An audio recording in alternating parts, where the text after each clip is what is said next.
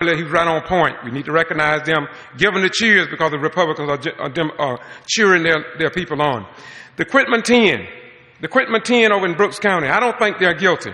But I want you all to know between the 24th and 26th, Gabio, the SCLC, now, Operation Push, Jesse Jackson may be over there, Joseph Lowry, all the heavyweights in the civil rights movement will converge on Quitman. 3 days, Gabio is having a convention over in Quitman. They're going to bring the forces from Atlanta over in Quitman. I stood on the platform. There's a press conference. You can see it on Boston GBR on my YouTube. And I'm telling you that it was a very powerful, the Reverend Lowry, he dropped the bomb. In fact, he said, let me put it in my own words. We think about the Quitman 10, and we think they've done a great wrong over there. I want to tell you, it's not just the Quitman 10. It's the Madison 8. It's the Tallahassee 4. This is across the nation to suppress and control the vote.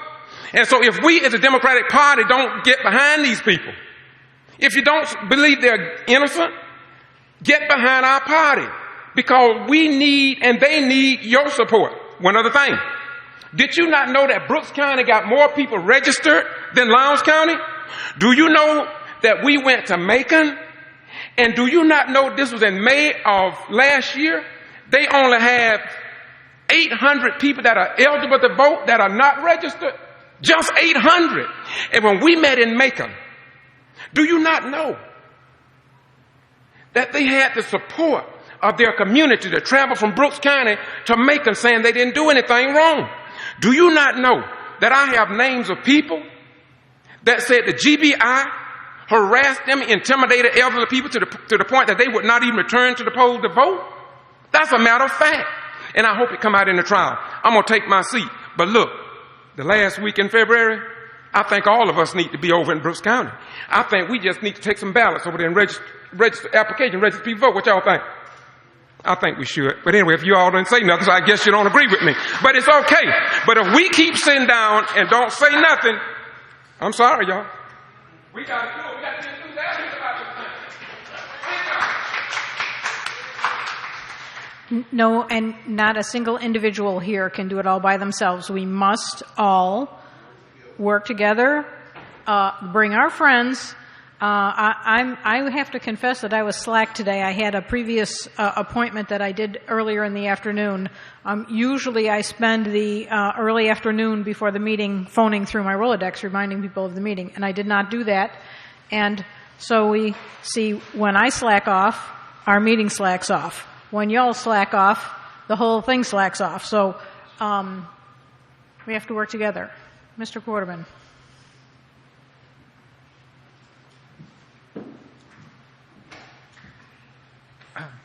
Howdy. Some of you may be aware I have this petition here protesting the private prison in Lowndes County that the Industrial Authority is proposing. If anybody wants to sign this who hasn't, I have it here. And I just discovered something this morning that's kind of disturbing that's related to this. You probably haven't heard about it because it hasn't been in the news unless you read the Lake blog, Lowndes Area Knowledge Exchange. That'd be Lowndes Area Knowledge Exchange. In the Georgia legislature, there's a bill that's already passed the House. I believe it's HB 475. And it basically says that any economic development authority in the state, which would include the Valdosta-Lowndes County Industrial Authority, can declare any given project to be an appropriate public-private partnership for which they can float bonds that we, the taxpayer, would be on the hook for without ever having to ask an elected official or ever having to go to the people. That's right. That's right. An unelected, appointed body can do this if this law passes. You may be aware that our local industrial authority floated $15 million in bonds to buy land, but they had to get the Lowndes County government to co-sign that. If this bill passes, they won't have to do that. Now, I don't know that our industrial authority is planning anything like that, but the point is they could. So, for example, for this prison, if they wanted to do it and they needed money to do it, they could just float a bond. If they wanted a biomass plant or a coal plant, And that's not completely unrelated, because one of the people pushing this bill is a legislator from Washington County, where the coal plant just got rejected for lack of funding. This would be a way to fund it. So, like I say, I don't know our industrial authority would be planning anything that would take advantage of this, but the point is it's a bad bill. It can still be stopped in the Senate. I believe it's HB 475. If they had had that, we would have had that in They could have just funded it through that. Now, that's a little different because, Sterling Planet was going to do most of the funding for that. So I don't know if it really would have affected that case, but there's other things that, they might need money for. If they could just float a bond issue. Okay, so, and one last thing. Everybody's going, well, Democrats are not motivated. Well, what I've been hearing is actually the opposite. Republicans, including Republicans right here in this county, I got a report from a recent Republican Party meeting, which I think was held in this very room, that mostly what they talked about was how they didn't like any of the presidential candidates that are running in the Republican primary. We don't like them either. That's right. Well, I refer to them as the committee to re-elect President Obama. And my point is twofold. One, I got a taste of this up close and personal at a party I went to recently, which was all Republicans except for me and one other person, birthers and truthers and Agenda 21 people. And what they mostly wanted to talk about, though, was how they didn't think any of the Republican candidates for president represented them. In fact, the biggest birther in the room, who went on for like 15 minutes about that as soon as we walked in, later he turns to me and said, "It's so bad, I'm thinking of voting for Obama." So, you can think of those presidential candidates as the committee to re-elect President Obama.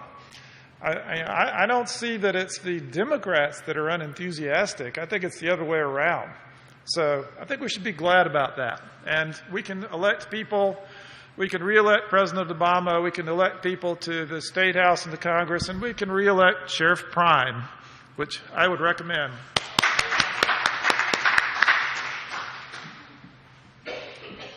Every now and then I'll get to you. I had something to say about House bills. Every now and then I pay attention a little bit to what's going on in the legislature. Mostly I would just want to cover my eyes and my ears and say, please go away.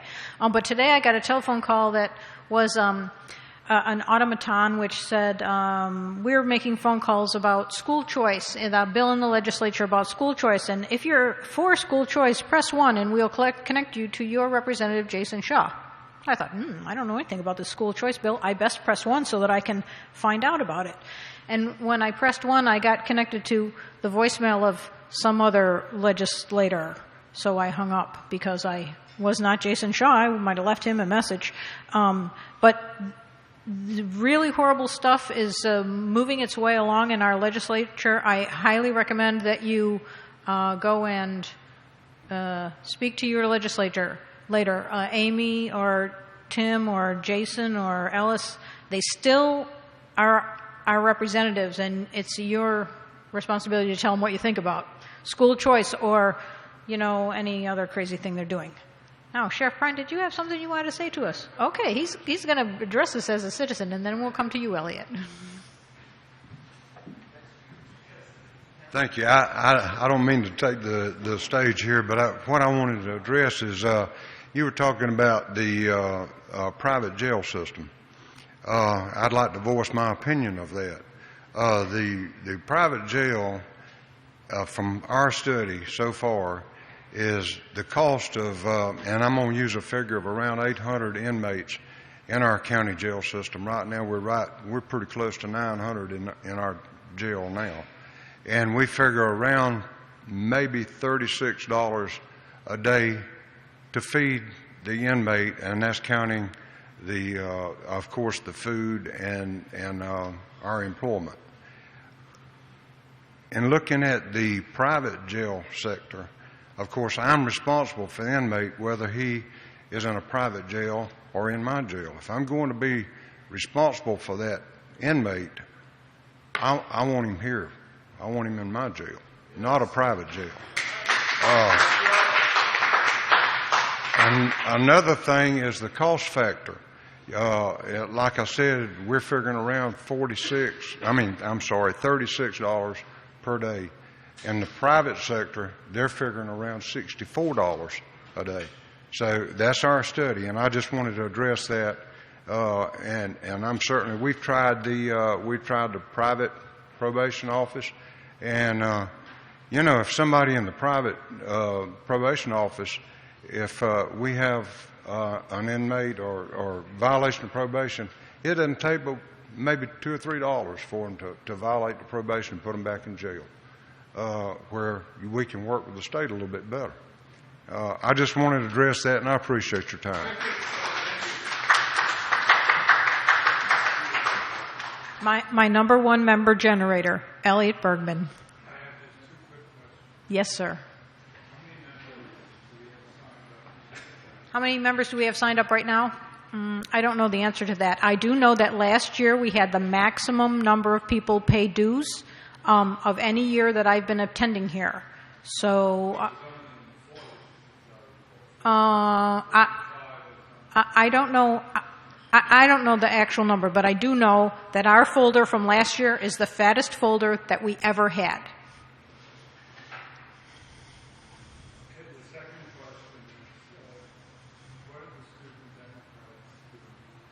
What are the student Democrats? Well, Ariel is right there at the door. She's our intern. Most of our... Ariel, come so they can see you. You're hidden. Many of our students are political science students, or they are in the Masters of Public Administration program. That program runs a class on Monday night. Most of them are in class right now. They hold their meetings on Tuesday evenings at 7 o'clock. We've been to a couple of them lately. They have had good attendance, and they have elected new officers. So they're supposed to actually be getting us. I've been corresponding with them for our training. On March the 3rd, they're going to get the space for us. Have we expanded beyond the SU to Georgia military? We have not. And that would be a good project for somebody to take on, to have a student club at Georgia Military and to have a club at Wiregrass. I would be happy to have somebody who felt that was something within their scope to take on. That would be great. Anything else? I said it last time, and I'll say it again. Elliot was our number one member generator last year. He did a great job. If everybody brought the number of members, paying members, donations that Elliot did, we would never worry about paying our rent. Thank you.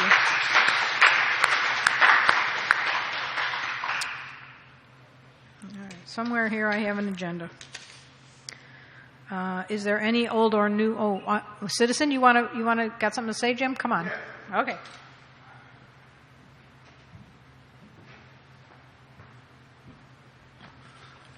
And don't get too worried. I'm not sure what I'm going to cover. This is all off the cuff, but I really appreciate the sheriff being here tonight and just showing up like that without being. I don't know if you're just coming, and I really appreciate you and answering all our questions. I give you a big round of applause.